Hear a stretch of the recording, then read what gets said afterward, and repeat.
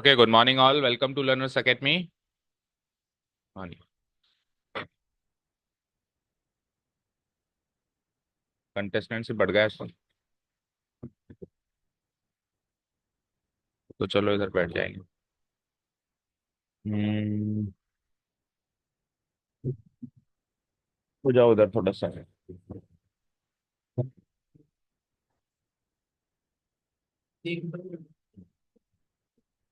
देखो 2-5 दिन बैठो, नहीं तो फिर आपके लिए नीचे वाला ऑफिस रेडी करता हूँ। वहाँ पे स्क्रीन लगी हुई है ना, बड़ी स्क्रीन लगी हुई है। हाँ। हाँ, वहाँ वहीं पे स्टार्ट करना पड़ेगा। ये वाला वीक निकालो, देखते हैं, है ना। चलो, चलिए लेट अस स्टार्ट। सो कल हमने जो वेक्टर्स किया इंट्रोडक्टरी पार्ट, उसका आज सेकेंड एक्सरसाइज का शायद, मुझे ऐसा लग रहा है कि आज लास्ट इंट्रोडक्टरी वीडियो होगा और कल से अपन एक्सरसाइज स्टार्ट कर पाएंगे। देखते हैं कितना कर पाते हैं। कोई बात नहीं, अगर नहीं भी कर पाएंगे तो कल और कर लेंगे। मतलब स्पीडली नहीं चलेंगे, वेक्टर अलजेब्रा में एटलीस्ट अपन आराम से चल सकते हैं, राइट। जल्दीबाजी हाय तौबा मचाने की जरूरत नहीं। चलो, तो एडिशन ऑफ वेक्टर्स हमारा नेक्स्ट टॉपिक है, राइट। उससे पहले अपन बात करते हैं, कल हमने बात करी थी, छोटा सा एक क्विक रिवीजन करते हैं। वेक्टर क्या होता है? Line segment. तो डायरेक्टेड लाइन सेगमेंट। अच्छा, मुझे एक चीज बताओ, यानी कि वेक्टर के अंदर क्या क्या होता है? मैग्नीट्यूड और डायरेक्शन। मैग्नीट्यूड और डायरेक्शन। सपोज करो वो प्रियांशु बैठा है। चलो, उससे भी पहले एक स्टार्ट करते हैं। मान लो स्पेस में एक पॉइंट है। लेट्स से कि ये बॉटल है। इस बॉटल का जो ढक्कन है, इस पर यहां पर एक पॉइंट है। तो इस पॉइंट का पोजीशन वेक्टर क्या होगा? इस पॉइंट का, बॉटल को मत देखो, केवल पॉइंट देखो। स्पेस में ये पॉइंट है, इस पॉइंट का पोजीशन वेक्टर क्या होगा?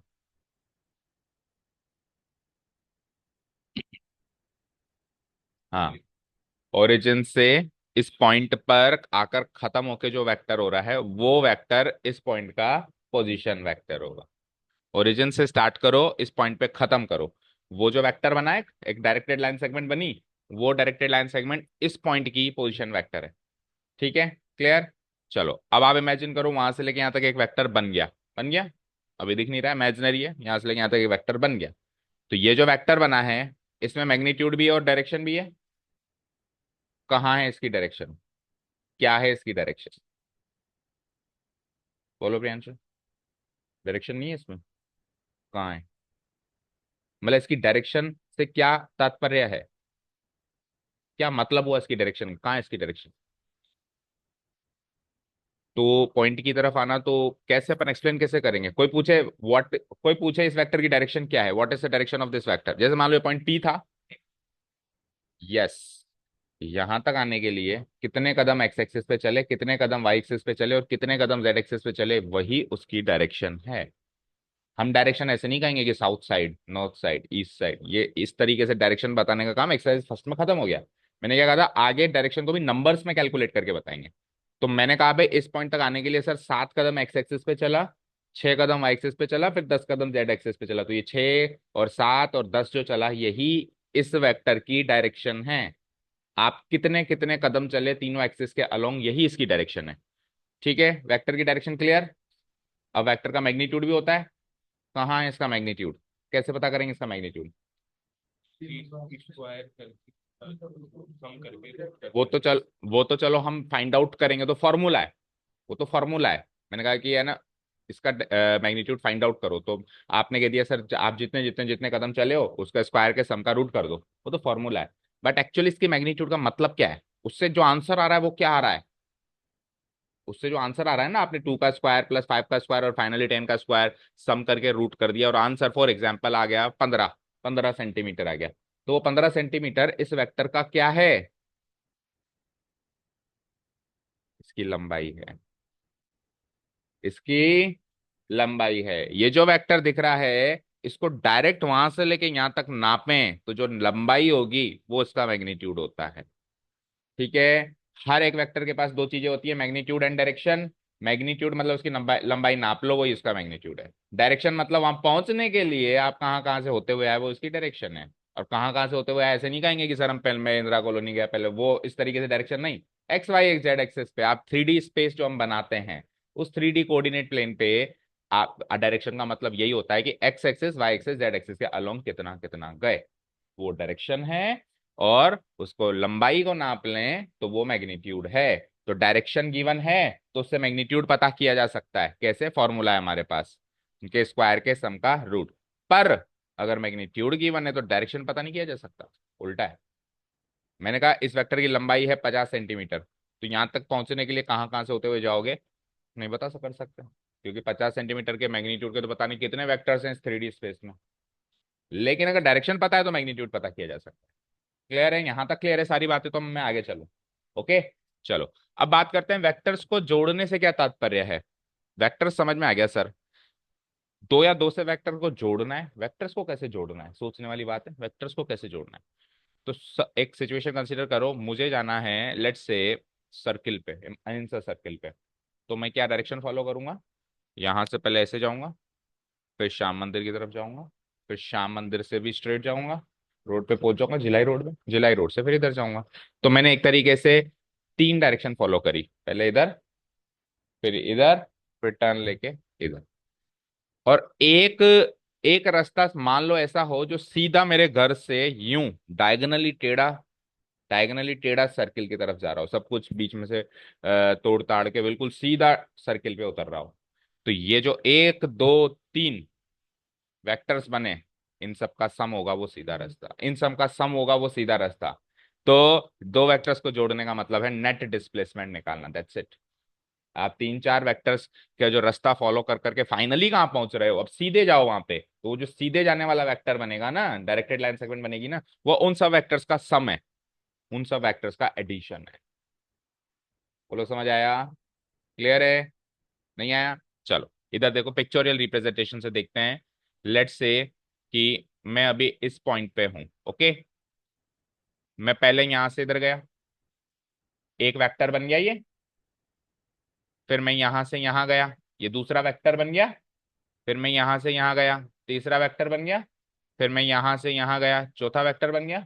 और एक वेक्टर मैं बना देता हूं जो पहला स्टार्टिंग पॉइंट था, और उससे जो फाइनल डिस्प्लेसमेंट में मैं यहाँ पे पहुंच गया हूँ। फाइनल डिस्प्लेसमेंट मतलब आखिरी पॉइंट पे आप कहाँ पहुंचे।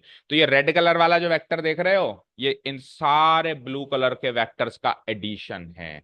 सपोज करो इस वेक्टर का नाम वेक्टर ए रख देता हूं, इस वेक्टर का नाम वेक्टर बी रख देता हूं, इस वेक्टर का नाम वेक्टर सी रख देता हूं, और इस वेक्टर का नाम वेक्टर डी रख देता हूं, और इस वेक्टर का नाम वेक्टर ई रख देता हूं। तो वेक्टर ई जो है ना, इन सबका सम है A plus B plus C plus D. ये जो लास्ट वाला वेक्टर है, इन चारों वेक्टर्स का सम है। शॉर्टेस्ट डिस्टेंस भी कह सकते हो, या सीधा डिस्टेंस, घूम फिर के मत जाओ, सीधे जाओ, तो वो जो सीधे बनने वाला जो वेक्टर बना, वो घूम फिर के जाने और सारे वेक्टर्स का सम माना जाएगा। यही होता है एडिशन ऑफ टू वेक्टर्स। बोलो समझ आ गया? क्लियर है ना, कोई डाउट नहीं है? ओके, अब एक बार कॉन्सेप्चुलाइज करें इसको, देखें क्या नोट्स क्या कहते हैं। Okay, let's see. Read out करेंगे हम नोट्स को, और मैं क्विकली इसको कवर करूंगा, आप नोट्स मतलब वीडियो में से इस नोट्स को नोट डाउन करेंगे, राइट। अच्छा जी, अब देखो एडिशन करने के लिए दो लॉस फॉलो किए गए हैं। एक लॉ है ट्राइंगल लॉ, और एक लॉ है पैरेललोग्राम लॉ। तो पहले तो हम एडिशन क्या होता है वो समझें, फिर ट्राइंगल लॉ से कैसे एडिशन करते हैं और पैरेललोग्राम लॉ से कैसे एडिशन करते हैं उनको भी समझेंगे। तो एक बार ये हेडिंग हालांकि ट्राइंगल लॉ लिखी हुई है, पर पहले आप एडिशन करने का मतलब क्या है वो समझो।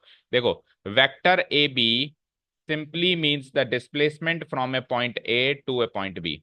वेक्टर ए बी का सरल अर्थ होता है पॉइंट ए से पॉइंट बी की डिस्प्लेसमेंट निकालना। तो अगर डिस्प्लेसमेंट दो स्टेप्स में कैरी आउट की जाए, पहले पॉइंट ए से सी पे चले गए, मतलब ए से डायरेक्ट बी पे ना जा रहा हूं मैं, पहले ए से सी पे जा रहा हूं एंड देन सी से बी पे जा रहा हूं। तो ये जो नेट डिस्प्लेसमेंट हुई है वो ए से बी पर ही तो हुई है। सी तो बीच में एक बस एक स्टॉपेज था, मान लो मुझे कुछ काम था तो मैं यहां से होते हुए चला गया। ठीक है, समझ गए? तो तीन वेक्टर्स बने। देखो, एक तो मैं डायरेक्टली चलूं, एक तो मैं ए से लेके सी तक चलूं एक वेक्टर, सी से लेके बी तक चलूं दूसरा वेक्टर, और एक में सीधा ही चलूं ए से लेके बी तीसरा वेक्टर। तो कौन सा वेक्टर किन दो वेक्टर्स का सम होगा सोचो। ए से सी चलना, सी से बी चलना, दो वेक्टर्स, और एक सीधा ए से बी चलना, तीन वेक्टर्स। तो कौन सा वेक्टर किन दो वेक्टर्स का सम होगा? जो वेक्टर ए बी होगा वो वेक्टर ए सी और वेक्टर सी बी, इन दोनों का सम होगा। ठीक है, समझ गए क्या? देखो आगे रीड आउट करो।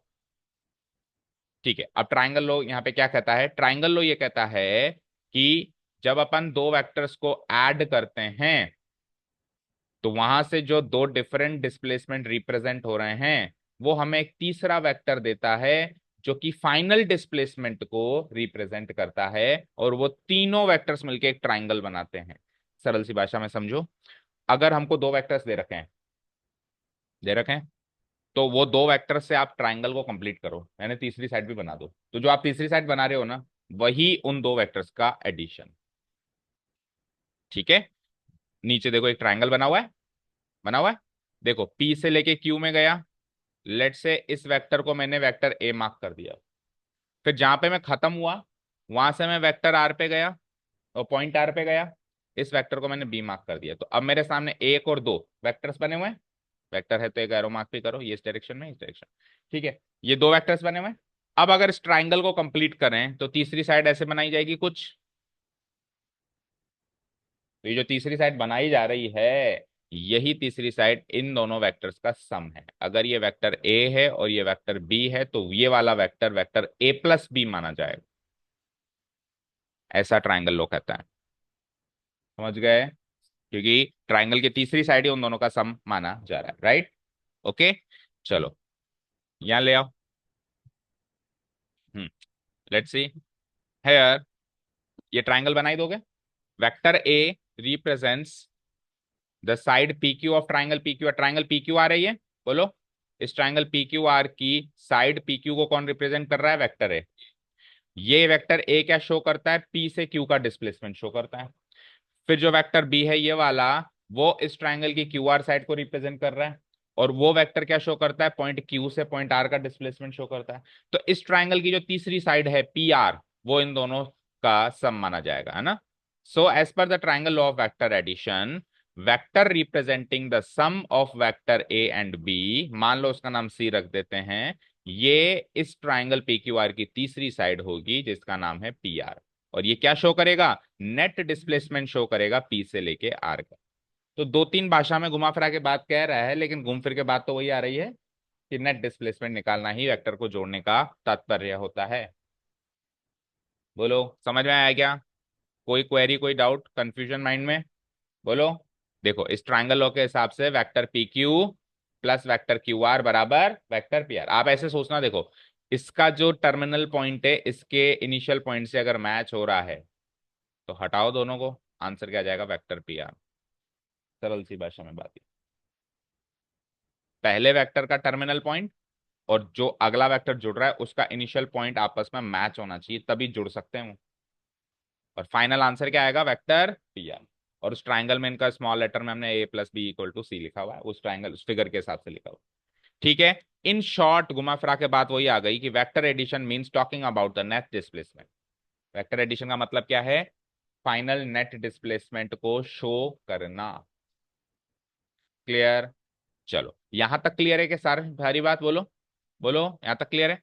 अब सुनो, एक सवाल आया मेरे माइंड में, आपके माइंड में भी आए तो बता दिया करो।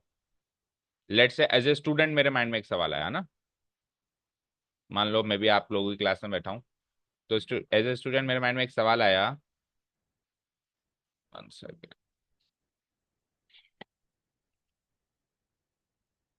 कि सर आपने कहा कि दो वेक्टर्स हैं,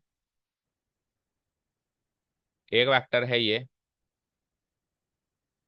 और फिर दूसरा वेक्टर है ये, तो इन दोनों का सम इस ट्रायंगल की तीसरी साइड होगी। लेकिन कोई गारंटी है क्या भाई ये वेक्टर जहां खत्म हो रहा है ये वेक्टर यहाँ इससे जुड़ी जाएगा? मेरे पास दो ऐसे वेक्टर हैं जो एक दूसरे से अटैच नहीं है, क्या इन दो वेक्टर्स को भी जोड़ सकते हैं क्या? या केवल उन्हीं दो वेक्टर्स को जोड़ सकते हैं जिसका टर्मिनल पॉइंट अगले के इनिशियल पॉइंट से कोलाइड हो रहा है, उसी को जोड़ सकते हैं, इनको नहीं जोड़ सकते? जोड़ सकते हैं। क्यों जोड़ सकते हैं? कल का लास्ट टॉपिक था concept of free vectors. Free vectors क्या कहता है? किसी भी वेक्टर को पैरेलली डिस्प्लेस करने को अलाउ करता है। तो मान लो ये दोनों अलग अलग हैं, तो मैं इसको पैरेलली डिस्प्लेस करके इसके टर्मिनल पॉइंट को इसके इनिशियल पॉइंट से कोलाइड करा सकता हूं, और फिर फाइनली तीसरी साइड बना सकता हूं। तो फ्री वेक्टर्स का कॉन्सेप्ट मुझे अलाउ करता है कि आप इस स्पेस में किसी भी दो वेक्टर्स को जोड़ सकते हो, चाहे से उसके टर्मिनल पॉइंट उसके इनिशियल पॉइंट से अलाइड हो रहा है या नहीं हो रहा है तो बढ़िया बात है, नहीं हो रहा है तो आप पैरेलली डिस्प्लेस कर सकते हो, जरूरी नहीं है इसको करो, उसको भी कर सकते हो। लेट्स से कि ये यहाँ था, तो जरूरी नहीं है उसको भी इसके पास लाके ऐसे पैरेलल डिस्प्लेस कर सकते हो। क्लियर हो गया क्या? ठीक है, ये चीज क्लियर है, ओके। एडिशन के बाद नेक्स्ट चीज क्या आती है, इसको खुले रहने दो, अभी और कुछ एग्जांपल्स भी देखने मुझे। एडिशन के बाद अगली चीज क्या आती है, सब्ट्रैक्शन। अब आपने जब जब भी माइनस करना सीखा होगा बचपन से लेके आज तक, तो वो एडिशन के साथ साथ ही चला होगा। जैसे अपन ने मैट्रिसेस मैट्रिसेस एंड डिटरमिनेंट्स पढ़े थे, तो उसमें भी हमने एडिशन एंड सब्ट्रैक्शन किया था, तो एडिशन आते ही सब्ट्रैक्शन ऑटोमेटिक आपको आ गया। तो सब्ट्रैक्शन करना एक्चुअली एडिशन से कुछ अलग होता ही नहीं है। फॉर एग्जाम्पल, दो नंबर बोलो, जैसे मैंने कहा 10 और 7, मैंने कहा 10 में से 7 घटाओ, तो आप कहोगे मैं 10 में से 7 नहीं घटाना, मैं घटाना जानता ही नहीं, मैं तो जोड़ना ही जानता हूँ। तो कोई बच्चा कहेगा सर ऐसे कर दूं क्या, 10 में -7 जोड़ दूं, क्योंकि मैं घटाना तो जानता ही नहीं हूँ, तो जोड़ना ही जानता हूँ। तो सेम टू सेम काम हमने मैट्रिक्स में भी ऐसे ही किया था, याद करो। मैट्रिक्स में भी हमने ऐसे ही जोड़ बाकी किया था, और अभी वेक्टर्स में भी हम ऐसे ही जोड़ बाकी करेंगे, क्योंकि लेट से मैं तो घटाना जानता ही नहीं हूँ, मैं तो जोड़ना ही जानता हूँ। तो मैं क्या करूंगा, अगर वेक्टर ए में से वेक्टर बी सब्ट्रैक्ट करना है, तो मैं वेक्टर ए में वेक्टर बी के नेगेटिव को जोड़ दूंगा, या बी में से ए को घटाना है तो बी में ए के नेगेटिव को जोड़ दूंगा। तो क्या कहते हैं भाई साहब, to subtract a vector B from vector A means to add the negative of vector B to vector A. Vector B को वेक्टर ए से घटाने का मतलब है वेक्टर बी के नेगेटिव को वेक्टर ए में जोड़ देना।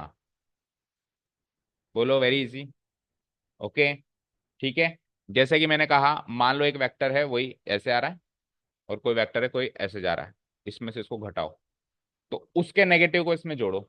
अब उसका नेगेटिव कैसे बनेगा, जो दूसरा वाला वेक्टर उसका नेगेटिव कैसे बनेगा, सोच के बताओ। उसकी डायरेक्शन अपोजिट कर दो, वो ऐसे जा रहा है ना, बिना उसके मैग्नीट्यूड को चेंज, वो तीर को उल्टा कर दो। वही बात है, तीर तो मैंने मारा, उल्टा मेरे पास ही आ रहा है। सेम मैग्नीट्यूड का तीर उल्टा हो गया, उल्टा हो गया। अब ये नेगेटिव बन गया। अब इसके टर्मिनल को इसके इनिशियल से पैरेलली डिस्प्लेस कर दो, और फिर तीसरी साइड बना दो, वो आंसर हो जाएगा A-B का। ओके, चलो इस स्क्रीन से समझते हैं इसको जो हमने खोल रखी है। देखो इधर, लेट से ये वेक्टर ए है और ये वेक्टर बी है, राइट। ध्यान से देखो इधर, ये एक्टिविटी से समझ में आ जाएगा, ये वेक्टर ए है और ये वेक्टर बी है। मैंने कहा साहब vector A minus vector B करके दिखा। आपने क्या कहा, सर नहीं आता मुझे माइनस करना, मुझे जोड़ना ही आता है। ठीक है, अगर तेरे को जोड़ना ही आता है तो do one thing, vector A में बी के नेगेटिव को जोड़ दे। चल एक काम कर, तो उसके लिए बी का नेगेटिव करना पड़ेगा, और किसी भी वेक्टर का नेगेटिव करने का मतलब क्या होता है, उसकी डायरेक्शन को एग्जैक्टली अपोजिट कर देना, 180 डिग्री पे फ्लिप कर देना। तो देखो मेरे पास फ्लिप करने का यहाँ पे ऑप्शन होना चाहिए, लेट्स सी।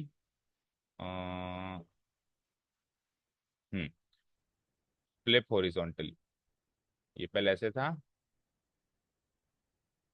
ये हो गया क्या अल्टा? नहीं, एक काम करते हैं, रोटेट 2 बार 90 डिग्री रोटेट कर देते हैं ना। एक बार 90 डिग्री रोटेट किया, अगेन एक बार 90 डिग्री, तो ये हो गया उल्टा। पहले उधर जा रहा था, अब इधर आ रहा है। ये एग्जैक्टली उसका नेगेटिव हो गया क्या? पहले अगर ये वेक्टर बी था, तो आज की तारीख में ये माइनस वेक्टर बी है। अब इन दोनों को जोड़ना है। जोड़ने का मतलब क्या है, इसके इनिशियल को इससे टर्मिनल से क्या कर दो, मिला दो, या तो उसको इसके पास लाओ, इसको उसके पास जाओ, आपकी मर्जी है। लेट से कि मैं उस इसको इसके पास ले आता हूँ, तो इसके टर्मिनल को उसके इनिशियल से मिला दो, लाइक दिस, पैरेलल डिस्प्लेस करके बन गई ये ट्राइंगल की दो साइड्स। अब इस ट्राइंगल की, ये वेक्टर ए यहाँ आ गया ना, अब इस ट्राइंगल की जो तीसरी साइड होगी, यही वो वेक्टर होगा जो मुझे चाहिए था, vector A minus vector B. बोलो समझ आया क्या? कोई डाउट नहीं है ना किसी को भी? किसी को कोई डाउट नहीं है ना? ओके, चलो जी। तो एडिशन हो गया साहब, सब्ट्रैक्शन हो गया, अब कुछ प्रॉपर्टीज भी देखेंगे अब इसकी। ठीक है, हाँ एक नोट है यहाँ पे बहुत इंपॉर्टेंट, वेक्टर ए में वेक्टर बी जोड़ना और वेक्टर बी में वेक्टर ए जोड़ना एक ही बात है, पर वेक्टर ए में से बी घटाना और बी में से ए घटाना एक ही बात।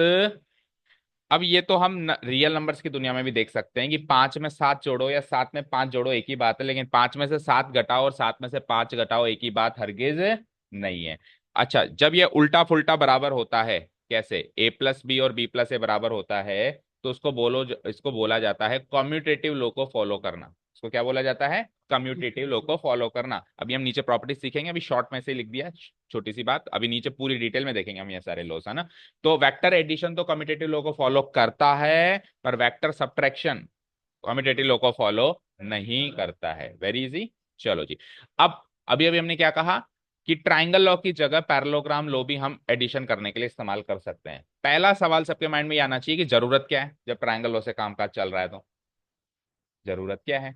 तो जरूरत यह है बेटा कि ट्राइंगल लॉ कब काम करता है, मुझे बताओ।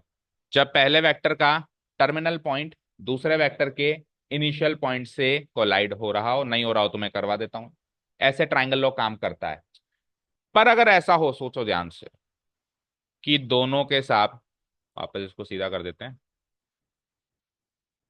दोनों के साथ टर्मिनल पॉइंट ही कोलाइड कर गए, या दोनों के इनिशियल पॉइंट ही कोलाइड कर गए। भाई एक का इनिशियल दूसरे के टर्मिनल से कोलाइड करना चाहिए था, या दूसरे का टर्मिनल पहले के इनिशियल से कोलाइड करना चाहिए था, दोनों के इनिशियल ही कोलाइड कर गए।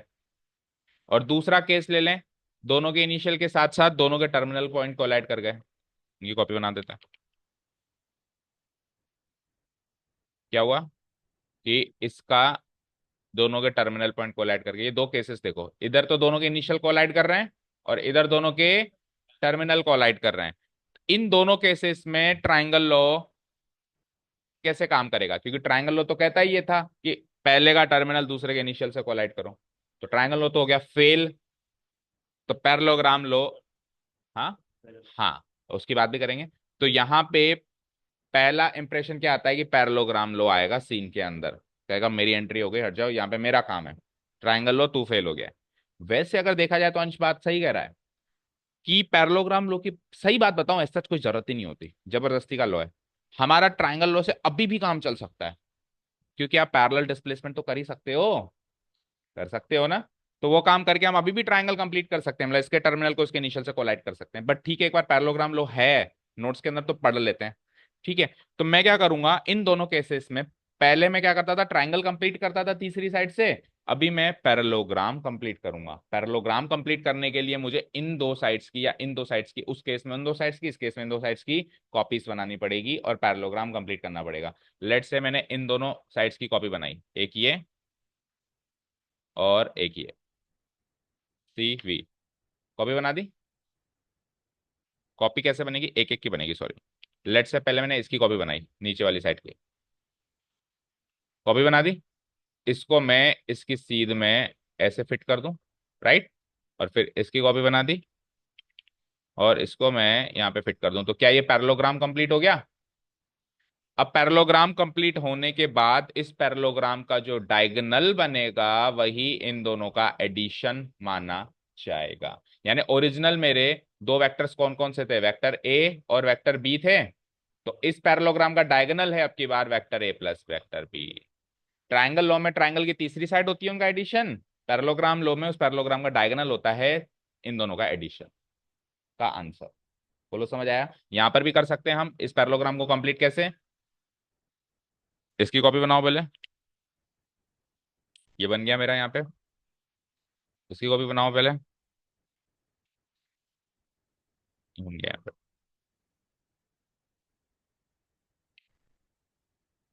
बन गया। अब इस पैरेललोग्राम की डायगोनल कौन सी वाली, अच्छा डायगोनल्स भी तो दो होती हैं, तो कौन सी, इस वाले केस में आंसर दो कि ये वाली डायगोनल आंसर होगी इन दोनों का, या ये वाली डायगोनल आंसर होगी इन दोनों। कौन सी वाली, फर्स्ट वाली, सेकंड वाली। हमेशा वो डायगोनल पकड़ना है जो दोनों के इनिशियल पॉइंट से निकल रही है, हमेशा। टर्मिनल पॉइंट से निकलने वाली नहीं। तो इनिशियल पॉइंट से ये नहीं निकल रही है, ये नहीं निकल रही है, ये नहीं निकल रही है, कौन सी निकल रही है, चार वर्टिसेस है ना पैरेललोग्राम के, ये वाली निकल रही है। तो यहां से आपको डायगोनल निकालना पड़ेगा। तो ये देखो मैंने यहाँ पे इसको फिट कर दिया, और ये परफेक्ट फिट आएगा क्योंकि मैंने इनिशियली दो वेक्टर्स की कॉपी तो बनाई है, तो रिजल्टेंट वेक्टर भी उसका परफेक्ट फिट आएगा। ओके, बोलो ट्रायंगल पैरेललोग्राम लो क्लियर है। क्या कहता है पैरेललोग्राम लो, पैरेललोग्राम का लो का यूज कहाँ है, जब ऐसे दो वेक्टर्स को जोड़ना हो जिनके या तो इनिशियल पॉइंट कोलाइड हो रहे हो या टर्मिनल पॉइंट्स कोलाइड हो रहे हो, तो हम उससे पैरेललोग्राम कंप्लीट कर लें, और उस पैरेललोग्राम का जो डायगोनल होगा वही उन दोनों का रिजल्टेंट वेक्टर होगा। रिजल्टेंट का मतलब होता है सम करके जो आंसर आया। जैसे मैंने कहा 4 और 5 का रिजल्टेंट क्या है, आप कहोगे 12, 4 और 5 को सम करते हैं तो 12 आता है, नहीं सॉरी 9 आता है। 4 और 5 का रिजल्टेंट क्या है 9, 7 और 5 का रिजल्टेंट क्या है 12, समझ गए? रिजल्टेंट मतलब दोनों का सम। क्लियर? चलो एक बार रीड आउट करते हैं क्या कहता है। The triangle law of vector addition requires that to add two vectors the terminal point of one vector must collide with the initial point of the other vector। Triangle law की एक requirement है कि जो terminal point है पहले vector का वो collide होना चाहिए इनिशियल पॉइंट दूसरे वेक्टर से। But in case we are required to add such two vectors where initial points are colliding. पर ऐसा केस बन जाए कि हमको ऐसे दो वेक्टर्स को जोड़ना पड़ जाए जिसमें इनिशियल पॉइंट्स ही कोलाइड कर रहे हो ईच अदर के साथ, या फिर टर्मिनल पॉइंट्स कोलाइड कर रहे हो ईच अदर के साथ। तो हम क्या करेंगे, वी फर्स्ट कंप्लीट है पैरेललोग्राम। तो हम सबसे पहले पैरेललोग्राम कंप्लीट करेंगे, कैसे? बाय ड्राइंग टू और मोर वेक्टर्स, दो और वेक्टर, दो नए वेक्टर्स बना के जो कि दिए हुए दो वेक्टर्स का पैरेलल हो। जैसे इसका पैरेलल वो है, इसका पैरेलल वो है, ऐसा करके हमने पैरेललोग्राम कंप्लीट किया। और फिर हम फाइनली क्या करेंगे, पैरेललोग्राम लॉ के मुताबिक हम क्या करेंगे, उसका जो डायगोनल फॉर्म होगा वही उन दोनों वेक्टर्स का रिजल्टेंट वेक्टर कहलाएगा। ठीक है? The diagonal formed of this parallelogram represents the resultant vector of addition of given two vectors. Clear है क्या? इजी लैंग्वेज में लिखा हुआ है, बोलो कोई डाउट नहीं है? हम्म, चलो जी, तो ये इसका फिगर भी आपको बनाना है फिर, ये सब नोट्स लिखने के बाद। ठीक है? ये वेक्टर ए है, ये वेक्टर बी है, तो हमने वेक्टर ए की कॉपी बनाई है इसलिए उसका भी मैंने नाम वेक्टर ए लिया है। मैंने वेक्टर बी की कॉपी बनाई, इसको भी वेक्टर बी लिया, पैरेललोग्राम कंप्लीट हो गया। तो इसका जो ये डायगोनल है, ये वेक्टर सी ही इस वेक्टर ए प्लस बी का रिजल्टेंट वेक्टर है। Okay, done. ओके, अब प्रॉपर्टीज ऑफ वेक्टर एडिशन से आने से पहले अंश की बात को पकड़ते हैं, बीच में भूल गए हम। अंश कह रहा था कि हमको जरूरत ही नहीं है सर, किसकी? पैरेललोग्राम लॉ की। बिल्कुल सही कह रहा था। देखो, पैरेललोग्राम लॉ की रिक्वायरमेंट अभी अभी मैंने बताया कहाँ होती है, बताना जरा। जब दो वेक्टर्स के टर्मिनल पॉइंट ही कोलाइड या इनिशियल पॉइंट ही कोलाइड हो रहे हो, तो लेट से दोनों के इनिशियल पॉइंट कोलाइड कर देता हूं मैं। हो गए? अब कायदे से यहाँ पे पैरेललोग्राम लॉ की जरूरत पड़ेगी इन दोनों को जोड़ने के लिए, क्योंकि इनिशियल पॉइंट कोलाइड हो रहे हैं। तो लेट से अगर मैंने इसको पैरेललोग्राम लॉ से सॉरी, अच्छा मैं दो केस ले रहा हूं तो इसकी एग्जैक्ट कॉपी बना देता हूं मैं। ये यहाँ पे केस 2 मान लो, है ना, इसको एक बार भूल जाओ। इधर मैं पैरेललोग्राम लॉ यूज करूंगा और इधर अंश की बात को यूज करूंगा कि सर कोई पैरेललोग्राम लॉ नहीं है, ट्रायंगल लॉ से सॉल्व करता हूं। तो पहले तो पैरेललोग्राम लॉ यूज कर लेते हैं। पैरेललोग्राम लॉ क्या कहता है, इन दोनों की कॉपी बनाओ। तो इसकी कॉपी बना दूं और पैरेलली डिस्प्लेस करके उधर फिट कर दूं, बोलो। फिर इसकी कॉपी बना दूं और फिर पैरेलली डिस्प्लेस करके ये कर दूं, और पैरेललोग्राम कंप्लीट होते ही इसका जो डायगोनल बनेगा वो मेरा फाइनल आंसर होगा। टेल मी, ये फाइनल आंसर मेरा ये होगा। थोड़ा ऊपर शिफ्ट कर दो, ठीक है, ये फाइनल आंसर होगा। तो ये तो पैरेललोग्राम लॉ से एडिशन हुआ है साहब। अब अंश क्या कह रहा था कि जो ओरिजिनली दो गिवन वेक्टर्स थे जिनके इनिशियल पॉइंट कोलाइड कर रहे थे, इसमें पैरेललोग्राम मत करो कंप्लीट, आप इससे ट्राइंगल कंप्लीट करो। अब ट्राइंगल कंप्लीट करने के लिए हमको क्या करना पड़ेगा, हमको इसको पैरेलली डिस्प्लेस करना पड़ेगा। एक बार इधर ले आऊंगा इसको।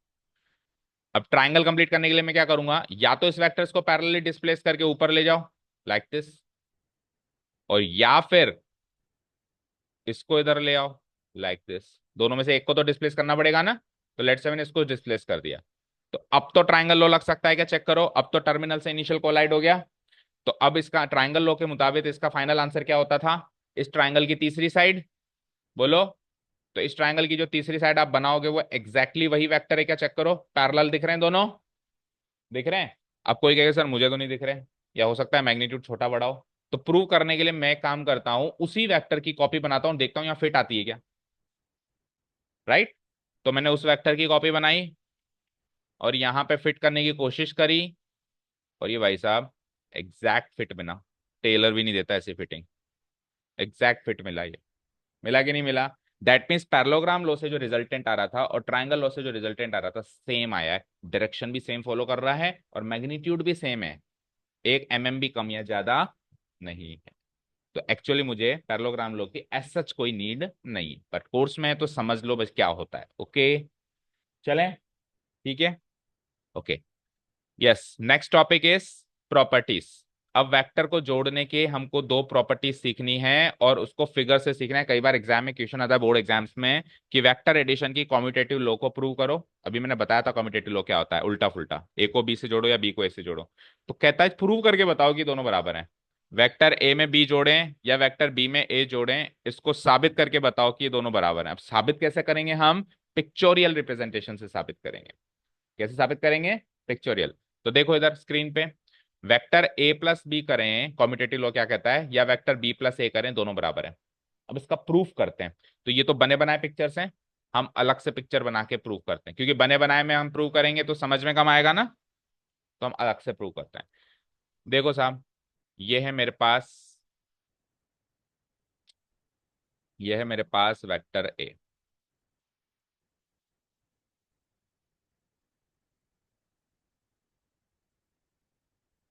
ये है मेरे पास वेक्टर ए,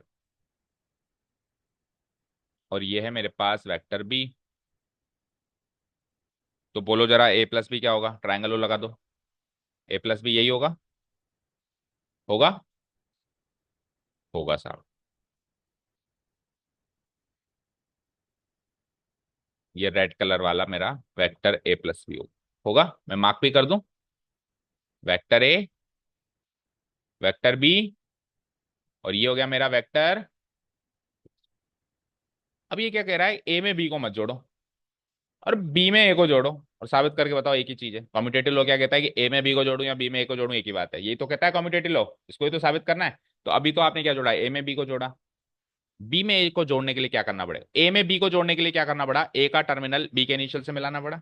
अब बी में ए को जोड़ने के लिए क्या करना पड़ेगा, बी का टर्मिनल ए के इनिशियल में जोड़ना पड़ेगा। तो उसी बी और ए को मैं अलग से ले गया और ये काम करके देखा मैंने। वन सेकेंड, इन दोनों की कॉपी बन गई है। ये ए और बी वापस इधर दूसरे केस में आओ, और इधर छेड़छाड़ करो, आप क्या करो, इसके टर्मिनल को इसके इनिशियल से मिलाओ। तो मैं इसको इधर डिस्प्लेस कर दूं, कर दिया।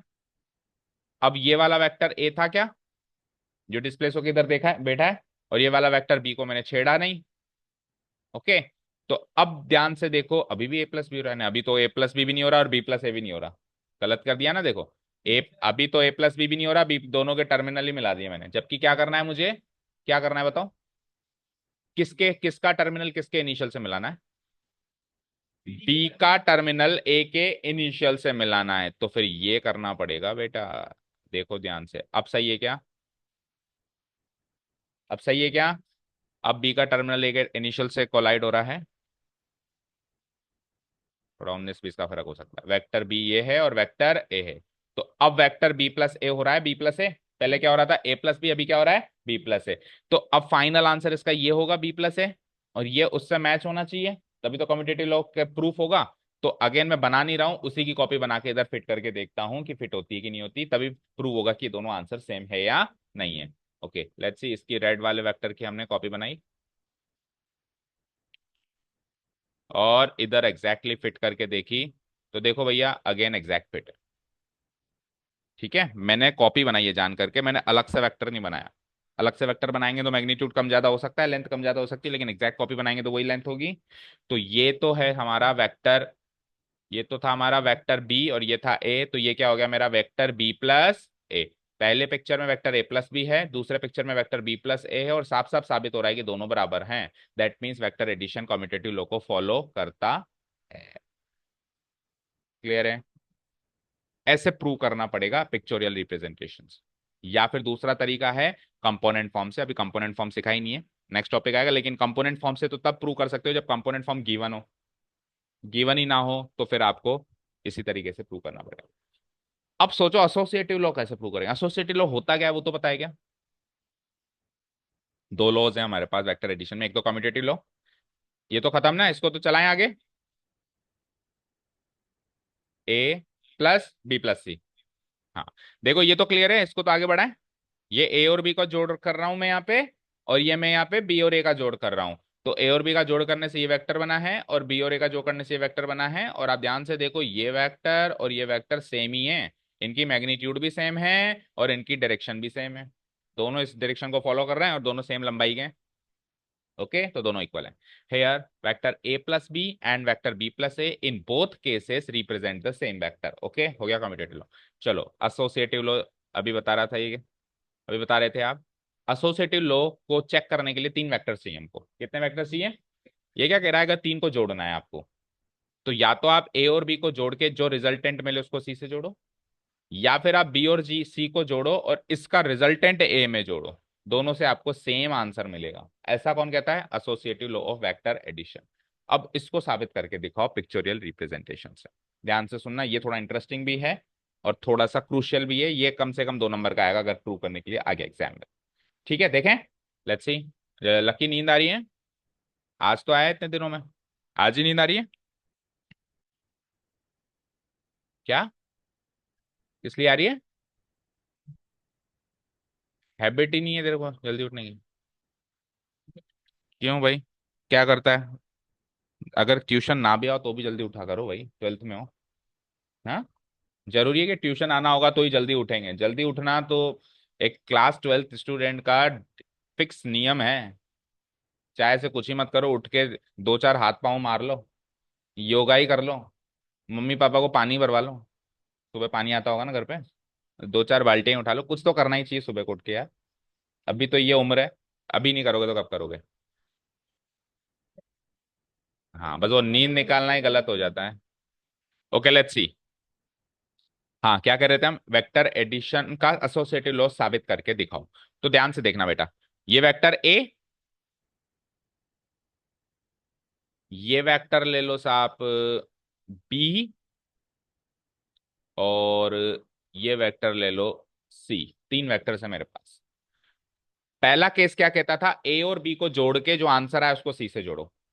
पहला केस क्या कहता था? एसोसिएटिव लॉ की एलएचएस साइड क्या है? ए प्लस बी को जोड़ो और जो आंसर आया उसको सी से जोड़ो। तो एलएचएस साइड को अगर मैं फॉलो करूं, अच्छा इनकी एक एक कॉपी और बना दूं क्योंकि आरएचएस में भी चेक करना पड़ेगा। तो पहले इनकी एक एक कॉपी और बना देता हूं मैं और नीचे पटक देता हूं।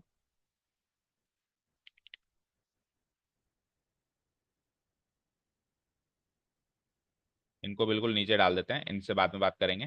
पहले ओरिजिनल से बात करते हैं। हाँ जी, पहले केस में अपने को क्या करना है? ए और बी को जोड़ना है और फिर जो आंसर है उसको सी से जोड़ना है। तो ए और बी को कैसे जोड़ते हो साहब? ऐसे। यही तो होगा ए और बी का जोड़, बताओ। ए का इनिशियल, ए का टर्मिनल बी के इनिशियल से कोलाइड कर लो। ओके, ये ए और बी जुड़ गए। कहाँ जुड़े? जब मैं बनाऊंगा तीसरी साइड तो जुड़ेंगे ना। तो ए और बी का सम क्या होगा साहब? ये होगा, ये होगा ए और बी का सम होगा, होगा।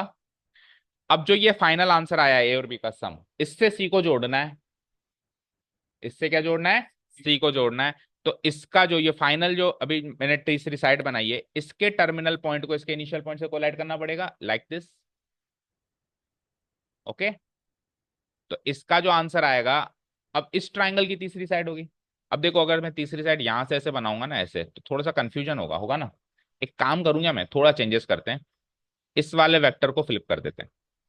ओके, एक बार के लिए इस वाले वेक्टर को फ्लिप करो तो ढंग से समझ आएगा। नीचे भी करना पड़ेगा उसको। तो अब ये फ्लिप कर दिया तो ये ऐसे जुड़ेगा, जुड़ेगा। तो इस ट्राइंगल की तीसरी साइड अब नीचे बन रही है।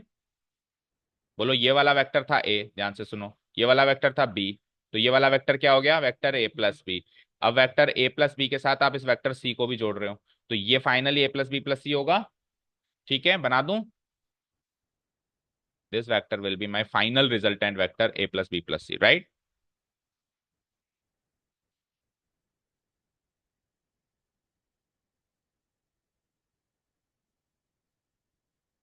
ठीक है, थोड़ा सा नीचे कर दो। ठीक है, दिस वेक्टर भी मैं फाइनल ए प्लस बी प्लस सी, इसको रेड मार्क कर देते हैं। ये फाइनल आंसर है हमारा। ठीक है साहब, एक बार मार्क भी कर लो, A B, A plus B C, और ये क्या बन गया मेरा final answer? A plus B के साथ मैंने इसको सी को जोड़ा, राइट? ये तो हो गया केस वन, ये तो हो गई एलएचएस साइड। अब आरएचएस साइड क्या कहती है कि आप पहले बी और सी को जोड़ो साम। वो क्या कहता था? पहले ए और बी को जोड़ो। और एसोसिएटिव लॉ के आरएचएस साइड क्या कहती है? पहले आप बी और सी को जोड़ो। तो हमने जो नीचे कॉपीज बनाई हुई है उसमें हम पहले बी और सी को जोड़ते हैं। अच्छा, सी फ्लिप करना है ना, क्योंकि इधर किया है तो उधर भी करना पड़ेगा ना, तभी तो सेम आंसर देगा। तो नीचे आ जाओ और नीचे पहले पहला काम आप ये करो, सी को फ्लिप करो। ये सी था हमारा, इसको 2 बार 90 डिग्री रोटेट करो। यस, ये फ्लिप हो गया।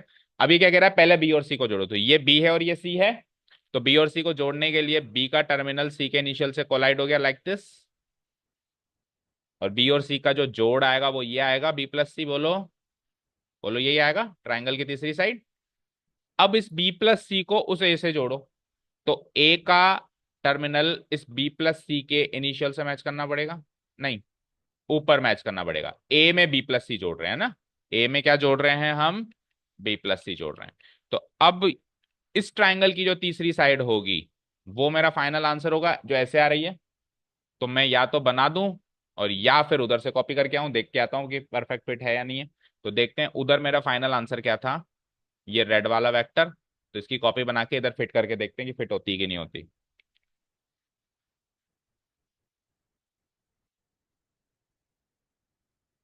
ये लो साहब, थोड़ा बहुत फर्क है, क्योंकि थोड़ा बहुत फर्क यहाँ पर भी हमने किया, बाकी नहीं तो एग्जैक्ट फिट है। थोड़ा बहुत फर्क इसलिए क्योंकि देखो ऊपर भी हमने थोड़ा बहुत फर्क किया है ना, उसको एडजस्ट कर लेंगे तो ये भी एडजस्ट हो जाएगा। बोलो समझ आया? तो ए और बी में जोड़ के सी जोड़ें, या बी और सी जोड़ के ए में जोड़ें, आपको फाइनल रेड वाला वेक्टर रिजल्टेंट वेक्टर मिल रहा है, दोनों से same, same magnitude same direction. अभी उसकी मैंने कॉपी बनाई है, कॉपी बनाई है तो उसको मैंने कम ज्यादा नहीं किया, और उसको मैंने ऐसे टेढ़ा मेढ़ा नहीं किया। हाँ मैं पैरेलल डिस्प्लेसमेंट तो कर सकता हूँ, उससे तो वेक्टर सेम ही रहता है ना। हाँ उसकी अगर आपने ऐसे डायरेक्शन चेंज कर दी तो वेक्टर डिफरेंट हो जाता। तो वो तो किया नहीं हमने, हम केवल पैरेलल डिस्प्लेस किया है। बोलो समझ आया? एसोसिएटिव लॉ आ जाओ, नोट्स में क्या लिखा हुआ है। वेक्टर ए और वेक्टर बी जोड़ के सी जोड़ो, एक ही बात है। वेक्टर बी और सी को जोड़ के ए में जोड़ो, एक ही बात है। अब इसके ये दो फिगर्स बने हुए हैं, हमने जो दो फिगर्स बनाए थे वो कुछ अलग हो सकते हैं, यहाँ पे अलग हो सकते हैं, ये इक्वल हैं। ये क्या है? इक्वल है। एक बार इन फिगर्स को भी देख लो, देखो यहाँ पे ए और बी जुड़ा ऐसे, तो ए और बी का रिजल्टेंट वेक्टर ये बना। फिर इसमें सी जोड़ा, तो फाइनल रिजल्टेंट वेक्टर ये बना, ए प्लस बी प्लस सी। इधर पहले बी और सी को जोड़ा, तो पहले बी और सी जुड़ के रिजल्टेंट वेक्टर बी प्लस सी ये बना। और इस बी प्लस सी को ए से जोड़ा, तो फाइनल ए प्लस बी प्लस सी ये बना। तो दोनों जगह पे ए प्लस बी प्लस सी में ब्लू मार्क करता हूं, देखो सेम मैग्नीट्यूड और सेम डायरेक्शन है, चेक करो, है ना। ये वाले दोनों सेम मैग्नीट्यूड सेम डायरेक्शन के दिख रहे हैं, नहीं दिख रहे हैं बताओ? दोनों ऐसे जा रहे हैं और सेम मैग्नीट्यूड के हैं, तो ये दोनों इक्वल है, राइट। चलें नेक्स्ट। एसोसिएटिव लॉ क्लियर है क्या बताओ? तो एक लास्ट ऑपरेशन है हमारा multiplication. Vector A plus B plus C and vector A plus B plus C represent the same vector, बस फर्क ये कि पहले इसमें ए और बी को जोड़ा है और इसमें पहले बी और सी को जोड़ा है, राइट। ओके। अब एक लास्ट ऑपरेशन हमारा है, फिर हमारे इस एक्सरसाइज का इंट्रोडक्शन खत्म होता है। उससे पहले दो चीजें, additive identity and additive inverse. ये दो चीजें आपने दो बार पहले पढ़ चुकी हैं। एक बार आपने पढ़ा था इसको शायद रिलेशंस एंड फंक्शंस में, और बाद में इसको पढ़ा होगा आपने मैट्रिसेस में। अब आप तीसरी बार पढ़ रहे हो उसको वेक्टर्स में। यकीन मानो जो उधर दो पढ़े थे ना वही सेम चीज इधर है, बस उधर दुनिया थी रिलेशंस की, दुनिया थी मैट्रिसेस की, अभी दुनिया है वेक्टर्स की। तो ये रिकॉल करके बताओ एडिटिव आइडेंटिटी का मतलब क्या होता है। उधर से ही रिकॉल करो, मतलब सरल भाषा में बात करें तो क्या होती है एडिटिव आइडेंटिटी।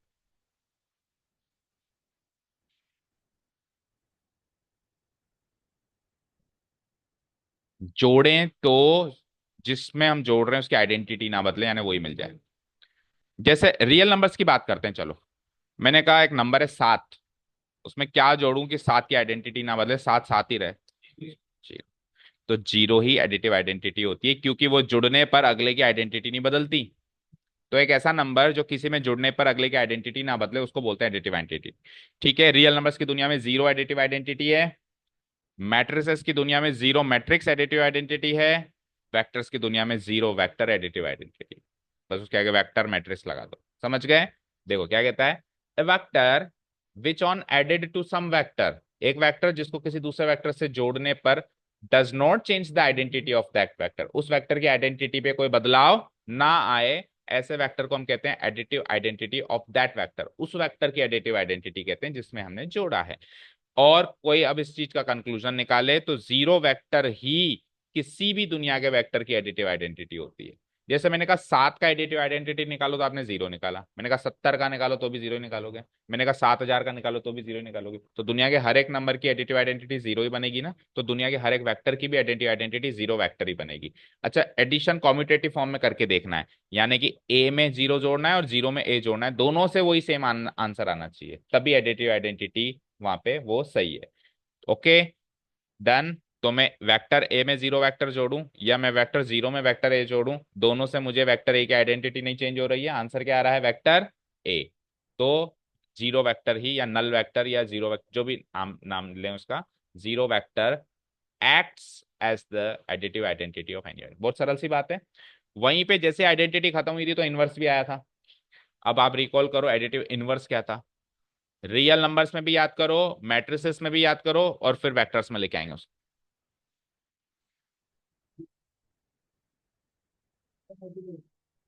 आपने कॉन्सेप्ट बता दिया और आपने फाइनल कंक्लूजन बता दिया। हम ऐसा क्या नंबर जोड़ें किसी भी नंबर में कि आंसर में एडिटिव आइडेंटिटी मिले, और एडिटिव आइडेंटिटी जीरो होती है, अभी अभी आपने बताई ना, आंसर में जीरो मिले। तो किसी नंबर में क्या जोड़ा जाए कि जीरो मिले, उसी का नेगेटिव। तो हर नंबर का नेगेटिव ही उस नंबर का एडिटिव इनवर्स कहलाता है। तो वेक्टर्स की दुनिया में हर वेक्टर का नेगेटिव वेक्टर ही उस वेक्टर का एडिटिव इनवर्स कहलाता है। और नेगेटिव वेक्टर मतलब डायरेक्शन चेंज करना। यानी किसी भी वेक्टर की अगर मैं डायरेक्शन चेंज कर दूं बस मैग्नीट्यूड सेम रखते हुए, तो अब जो आंसर मिला है वो पिछले वाले वेक्टर का एडिटिव इनवर्स है। ओके। और अगेन इन जो एडिशन होना चाहिए कॉम्यूटेटिव वे में होना चाहिए। तो ए में माइनस ए जोड़ूं या माइनस ए में ए जोड़ूं, दोनों से जीरो बनेगा। तो माइनस ए ही ए का एडिटिव इनवर्स है, और ए माइनस ए का एडिटिव, दोनों एक दूसरे के एडिटिव इनवर्स है। समझ गए ना? Okay. A vector which on added to some vector gives the resultant vector as additive identity. एक वेक्टर जब किसी और वेक्टर में जोड़ने से रिजल्टेंट वेक्टर में एडिटिव आइडेंटिटी मिल जाए, दैट इज एडिटिव आइडेंटिटी। अभी अभी हमने सीखा था, जीरो वेक्टर होता है, जीरो वेक्टर मिल जाए तो उसको हम एडिटिव इनवर्स कहते हैं उस वेक्टर का। फिर अब हम कंक्लूजन दे रहे हैं कि एडिटिव इनवर्स होता क्या है। आंसर में क्या आएगा आपके पास? किसी भी वेक्टर का जो नेगेटिव वेक्टर होगा वही उस वेक्टर का एडिटिव इनवर्स की तरह एक्ट करेगा। ये प्रूफ है यहाँ पे। ए में नेगेटिव ए जोड़ो और कॉम्यूटेटिव तरीके से नेगेटिव ए में ए जोड़ो, दोनों से आपको एडिटिव आइडेंटिटी यानी जीरो मिलेगी। तो माइनस ए ही इसका एडिटिव इनवर्स है, या और ए माइनस ए का नेगेटिव इनवर्स, दोनों एक दूसरे के एडिटिव इनवर्स है। ओके। अच्छा, एडिटिव इनवर्स और इनवर्स एक ही बात होती है क्या? मैं एक तो कह दूं केवल इनवर्स और मैं कह दूं एडिटिव इनवर्स, तो दोनों एक ही बात होती है क्या? नहीं होती। जब आप इनवर्स के आगे कोई वर्ड नहीं लगा रहे हो तो बाय डिफॉल्ट वो मल्टीप्लिकेटिव इनवर्स माना जाएगा, एडिटिव इनवर्स नहीं माना जाएगा। ओके। और मल्टीप्लिकेटिव इनवर्स एक किसी भी नंबर का उसका रेसिप्रोकल होता है। तो इसीलिए केवल इनवर्स बोलना रेसिप्रोकल बोलने के बराबर होता है। ओके। डन। चलो अभी मल्टीप्लिकेशन आएगा तो मल्टीप्लिकेटिव इनवर्स भी आएगा, लेकिन इस बात को नहीं यहीं पे से खत्म कर दिया।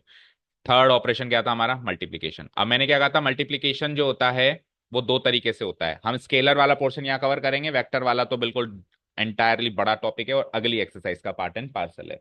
इस एक्सरसाइज में only and only multiplication by scalar है। स्केलर का मतलब क्या होता है? कोई भी कांस्टेंट नंबर। तो किसी वेक्टर को किसी स्केलर से गुणा करने का मतलब क्या है, पहले मतलब समझो। क्या मतलब होगा? उस वेक्टर की लंबाई को उस स्केलर से गुणा कर देना।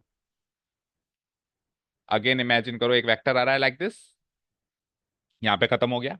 मैंने कहा इस वेक्टर का दो गुना करो। तो दो गुना क्या किसका करोगे? इसकी लंबाई का दो गुना कर दो, उसी डायरेक्शन में दो गुना कर दो जस्ट। तो अब जो वेक्टर मिला वो पिछले वेक्टर का ट्वाइस है। तो ये होता है स्केलर मल्टीप्लीकेशन। बोलो समझ आया? कोई आधा भी करवा सकता है, कोई 10 गुना भी करवा सकता है, कोई 5.5 गुना भी करवा सकता है। कितने भी गुना कर दो, मतलब मैग्नीट्यूड को उसके उसके गुना कर दो, दैट्स इट। डायरेक्शन को मत चेंज करना। ओके।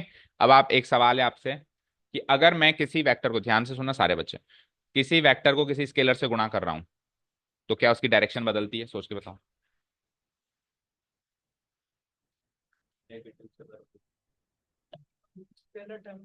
आज इंटेलिजेंट इंटेलिजेंट आंसर दे रहा है अंश, मानना पड़ेगा।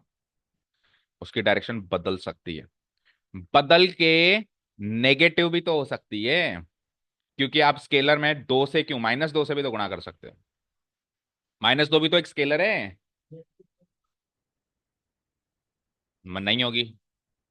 मैंने कहा डायरेक्शन बदलेगी क्या? अब किसी वेक्टर को नेगेटिव करते हैं तो नेगेटिव ऑफ वेक्टर क्या होता है? डायरेक्शन चेंज होना, डायरेक्शन एग्जैक्टली अपोजिट होना। तो अपोजिट हो गई तो भी बदल तो गई ना। वो इस दिशा में जा रहा था, -2 से गुणा करते ही दो गुना तो हो गया वो, लेकिन दिशा भी बदल गई, उल्टी दिशा हो गई उसकी। ओके।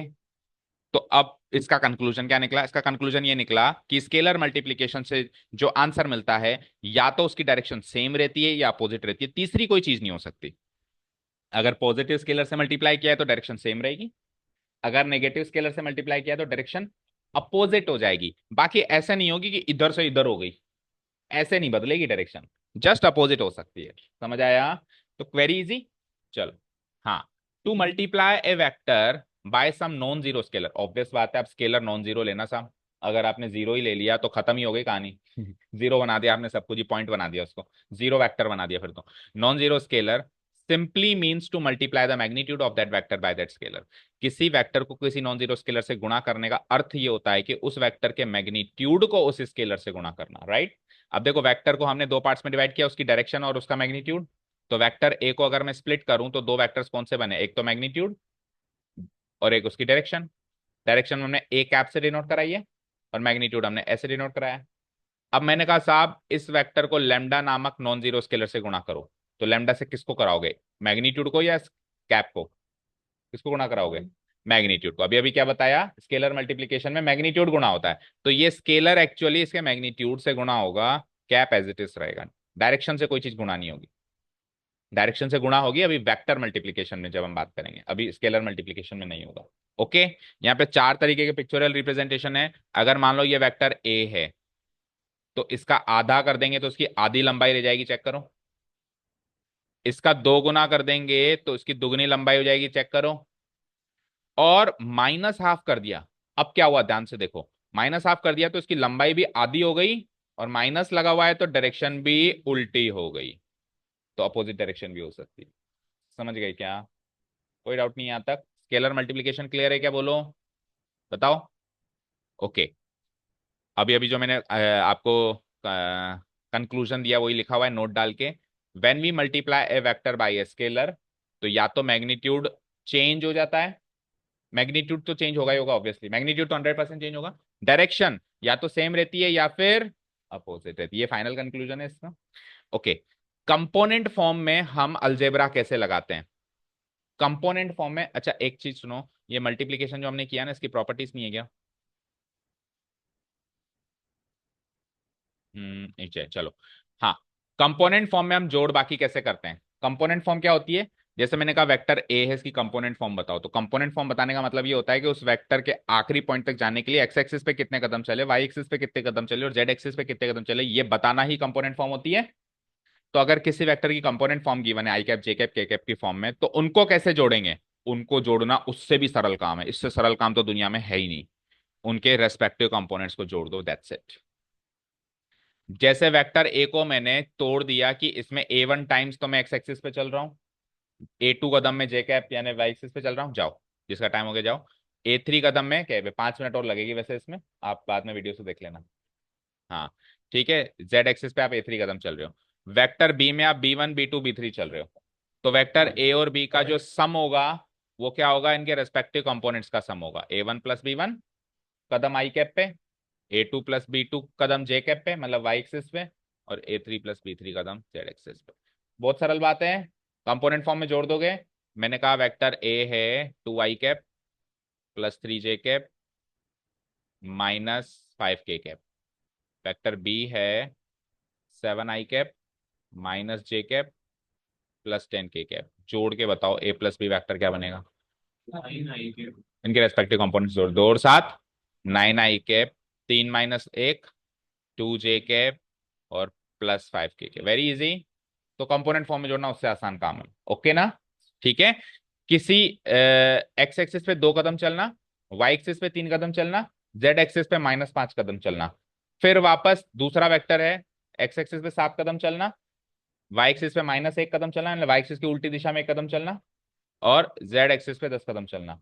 तो उससे और इससे जो फाइनल डिस्प्लेसमेंट मिलेगा, नेट डिस्प्लेसमेंट मिलेगा, वो एक्स एक्सिस पे 9 कदम चलने के बराबर है, वाई एक्सिस पे 2 कदम चलने के बराबर है, और जेड एक्सिस पे 5 कदम चलने के बराबर है। अब फाइनली ये काम करो तो वो दोनों काम का सम कर रहे हो, ठीक है ना, क्लियर है। ओके, सब्ट्रैक्शन भी सेम वही माइनस कर देना और क्या, ठीक है भाई। अगर ए माइनस भी करना होता है तो हम क्या करते हैं, ए प्लस माइनस भी अभी अभी करके बताया था, तो ये तो हो गया ए प्लस, ये हो गया माइनस बी मतलब हर एक का माइनस कर दिया मैंने, हर एक का क्या कर दिया माइनस, तो फाइनल आंसर क्या आ गया, A1 minus B1 times I cap, A2 minus B2 times J cap, और A3 minus B3 times K cap. Okay, multiplication कैसे करेंगे हम, कंपोनेंट फॉर्म में, उसके कंपोनेंट्स को उस स्केलर से गुणा करके। लेट से एक वेक्टर है और लैम्डा एक नॉन जीरो स्केलर है, अब इसकी कंपोनेंट फॉर्म है और आपको गुणा करना है, तो आप लैम्डा को हर एक क्वांटिटी से गुणा कर दो, दैट्स इट, बात खत्म। तो lambda X times I cap, lambda Y times J cap, lambda Z times K cap, very easy. Component form में दो वेक्टर इक्वल कब होते हैं? सारी बात कंपोनेंट फॉर्म की हो रही है। वैसे दो वेक्टर इक्वल कब होते हैं? जब उनका मैग्नीट्यूड भी सेम हो, डायरेक्शन भी सेम हो। लेकिन ये तो सादा सरल सी बात हो गई, देसी बात भाषा में बात हो गई। कंपोनेंट फॉर्म में दो वेक्टर इक्वल कब होंगे? जब उनका एक एक कंपोनेंट इक्वल हो। आई कैप वाला कंपोनेंट आई कैप वाले कंपोनेंट से इक्वल हो, जे कैप वाला जे कैप से, और के कैप एक रत्ती भर भी डिफरेंस ना हो, तो ही वो वेक्टर्स इक्वल माने जाएंगे, अन्यथा नहीं माने जाएंगे। ठीक है। इक्वालिटी ऑफ वेक्टर्स क्या कहता है? अगर वेक्टर ए है A1 I cap, A2 J cap and A3 के कैप, बी है B1 B2 B3, और अगर ए और बी है तो A1 बराबर B1 होगा, A2 बराबर B2 होगा, A3 बराबर B3 हो। ये तीनों काम होंगे तो वो इक्वल है। आई डबल एफ का मतलब क्या होता है? इफ एंड ओनली इफ, यानी रत्ती भर भी इसमें गुंजाइश नहीं है फेल होने की। ये तीनों काम होने ही चाहिए, तब जाके वो माना जाएगा, नहीं तो नहीं माना जाएगा। हो गया equality of vectors in component form. अब क्या है? कॉलिनियरिटी। दो वेक्टर्स की कॉलिनियरिटी कैसे देखते हैं अपन? कंपोनेंट फॉर्म में। कोलिनियरिटी का मतलब वैसे क्या था? दो वेक्टर्स कोलिनियर कब होते हैं? जब वो सेम लाइन के पैरेलल हो। जब वो सेम लाइन के पैरेलल हो। ओके। ये तो हो गई देसी भाषा। लेकिन कंपोनेंट फॉर्म में वो कोलिनियर है या नहीं, क्योंकि सवाल कंपोनेंट फॉर्म का आएगा। कंपोनेंट फॉर्म में ये दो वेक्टर्स कोलिनियर है या नहीं, इसको कैसे चेक करेंगे? उसके रेस्पेक्टिव कंपोनेंट्स प्रोपोर्शनल होने चाहिए। तो अगर ए और बी कोलिनियर तब होंगे इफ वेक्टर ए को लैम्डा टाइम्स वेक्टर बी लिखा जा सकता हो, या वेक्टर बी को लैम्डा टाइम्स वेक्टर ए लिखा जा सकता हो। फॉर एग्जाम्पल यहाँ पे है 2 3 4, तो यहाँ पे जैसे मैंने तीन तीन गुना कर दो तो 6 9 12। तो वेक्टर ए को वेक्टर बी का तीन गुना लिखा जा सकता है ना? लिखा जा सकता है ना? हर एक कंपोनेंट तीन गुना हो रहा है ना? तो ये दोनों कोलिनियर है, नहीं तो नहीं है। राइट। Very easy. ओके। जैसे मैंने पहला केस पकड़ा, ये वाला केस पकड़ा, तो वेक्टर ए को वेक्टर बी का लैम्डा टाइम्स लिख लिया, तो वेक्टर ए की कंपोनेंट फॉर्म खोल दी, वेक्टर बी की कंपोनेंट फॉर्म खोल दी। तो आपने यहां से क्या मैच किया कि A1 और B1 का रेशियो भी लैम्डा है, A1/B1 equal to lambda, A2/B2 भी लैम्डा, और A3/B3 भी लैम्डा। घूम फिर के वही बात आ गई कि A1 और B1 का रेशियो, A2 और B2 का रेशियो, और A3 का और B3 का रेशियो सेम होना चाहिए। और रेशियो सेम होता है तो हम कहते हैं प्रोपोर्शनल होना। जब क्वांटिटीज का रेशियो सेम होता है तो हम क्या बोलते हैं उसको? प्रोपोर्शनल होना। तो रेस्पेक्टिव कंपोनेंट्स प्रोपोर्शनल होने चाहिए। राइट। ओके ना? A1 will be lambda times B1, A2 will be lambda times B2, A3 will be lambda times B3। यानी A1 और B1 का रेशियो निकालो, A2 या B2 का रेशियो निकालो, A3 और B3 का रेशियो निकालो, हर रेशियो मुझे लैम्डा के बराबर ला रहा है। याद रहे लैम्डा नॉन जीरो होना चाहिए। डन। फाइनल टॉपिक क्या है? हमारे पास डिस्ट्रीब्यूटिव लॉ है। इन तीन लॉस को पढ़ो। क्या है ये डिस्ट्रीब्यूटिव लॉ? का मतलब क्या होता है कि जैसे मान लो रियल नंबर्स पे आ जाओ, 5 और 7 को जोड़ना है और फिर आंसर को 10 से गुणा करना है। तो आप हमेशा ऐसे कर सकते हो ना कि 10 को 5 से गुणा कर दो और 10 को 7 से गुणा कर दो। कर सकते हो नहीं कर सकते हो? कर सकते हो ना? यही है डिस्ट्रीब्यूटिव लॉ। डिस्ट्रीब्यूटिव लॉ हमेशा मल्टीप्लीकेशन का एडिशन पे होता है, एडिशन का मल्टीप्लीकेशन पे कभी नहीं होता है। रियल नंबर्स की दुनिया में भी नहीं होता है। हो नहीं होता है क्या? सोच के बताओ। अगर यही केस में ऐसे ले लेता कि बाहर तो प्लस होता और अंदर गुणा होता, तो क्या ये चीज पॉसिबल थी क्या जो मैं अब लिखने वाला हूं? 10 में 5 जोड़ दो, गुणा 10 में 7 जोड़ दो। बताओ नीचे वाला नीचे वाली जो चीज मैंने लिखी है क्या वो सही है क्या? तो रियल नंबर्स की दुनिया में भी गलत है, तो फिर वेक्टर्स में कैसे सही होगी? ठीक है। हमेशा डिस्ट्रीब्यूटिव लॉ मल्टीप्लिकेशन का ही एडिशन पे होता है, एडिशन का मल्टीप्लिकेशन पे। यानी बाहर मल्टीप्लिकेशन होना चाहिए, अंदर एडिशन होना चाहिए। समझ गए? तो ये क्या कह रहा है? वेक्टर ए से के मल्टीप्लाई हो रहा है और वेक्टर बी से भी के मल्टीप्लाई हो रहा है। ऐसे देखो, के को पहले ए से मल्टीप्लाई कर दो, इधर से इधर देखो, और के से पहले बी को मल्टीप्लाई, तो ये मल्टीप्लिकेशन का एडिशन पे डिस्ट्रीब्यूशन हो रहा है। तो आपके अगर दो वेक्टर्स को जोड़ के फिर के से गुणा करना है, तो आप के से अलग अलग गुणा करके फिर जोड़ दो। अगर आपको जोड़ के गुणा करना है, आप गुणा करके जोड़ दो, आपको आंसर में सेम मिलेगा। लेकिन याद रहे जिससे गुणा कर रहे हो वो स्केलर होना चाहिए, वेक्टर नहीं होना चाहिए, स्केलर होना चाहिए। क्या होना चाहिए? Distributive law of scalar multiplication है साहब, ध्यान से सुनो। ओके। दूसरा, अब देखो यहाँ पे एक स्केलर लिया है, दो वेक्टर्स लिए हैं। यहाँ पे एक वेक्टर लिया है, दो स्केलर्स लिए हैं। तो क्या करूं? एक सेम वेक्टर है ना, उसको तो बाहर निकालो और स्केलरों को ही जोड़ दो, उससे भी आंसर सेम आएगा। ओके। अब क्या किया है साहब? दो स्केलर है और एक ही वेक्टर है और गुणा करना है। तो पहले m को वेक्टर से गुणा करना है, फिर आंसर है उसको k से इसके रिजल्टेंट से इसको गुणा करना है। तो हम क्या करेंगे? इन दोनों स्केलर को ही आपस में गुणा कर देंगे और जो आंसर आएगा उसको सीधे वेक्टर से गुणा कर देंगे। बहुत सरल सरल से 3 लॉ हैं। बस आपको जब आप क्वेश्चन सॉल्व करोगे तो कई बार ये कैलकुलेशन आप ऑन द गो ही कर देते हो, आपको याद ही नहीं कि आपने लॉ यूज कर लिया। ऑन द गो ही कर लोगे ना यार। मान लो 2 से गुणा करना है तो 2 से दोनों को गुणा कर दोगे, इसमें याद आएगा कि मैंने वो लॉ लगाया। बट ठीक है, कोर्स में तो हमने एक बार रिकॉल कर लिया। ठीक है, क्लियर। तो आज वेक्टर अलजेब्रा में इतना सीखेंगे। अभी भी बचता है, करवा नहीं पाया मैं, पर अब 5 या 10 मिनट का बचता है, तो कल हम एक्सरसाइज स्टार्ट कर देंगे, वो 5-10 मिनट का कवर करके कल एक्सरसाइज स्टार्ट फाइनली कर देंगे। अब निकालो डिफरेंशिएशन, इसको बंद कर दूं मैं। Okay, thank you so much for listening to us, have a nice day, keep learning, bye. Differentiation में